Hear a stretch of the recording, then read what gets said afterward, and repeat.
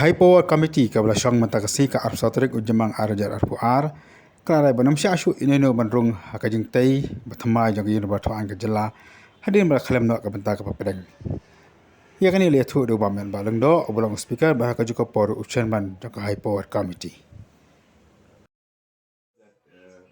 No outsiders will be or unauthorized person will be allowed to enter the building because of some safety measures. The other part is to cover the entire open area of that dome portion which has collapsed to ensure that there's no water leakage in the building.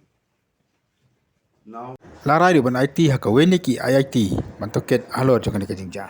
party audit will give us the reason why or the reasons of the collapse of the entire construction.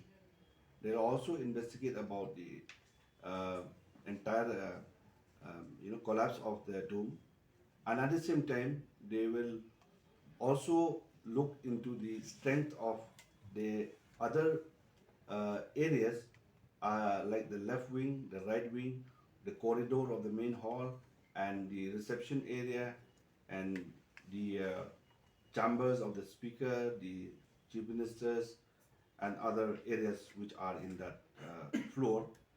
Also at the same time, which are on the ground floor and below the ground floor and the basement, if there's any. Now we have decided also to ensure that the institutions which will be calling them for the audit will be basically from the IIT teams.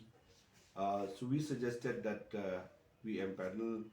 We suggested that there will be 3 IITs. One is from Guwahati, one is from Kolkata, and one is from Delhi.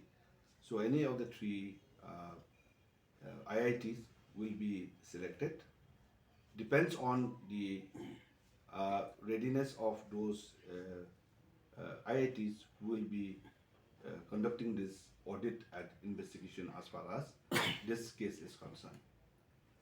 We have given them task to the QD building to take care about the contact and the communication from the government to those IITs. So basically those are the decisions that we have made today, and we have requested that we would like to get all the reports as early as possible so that the next course of action will follow them.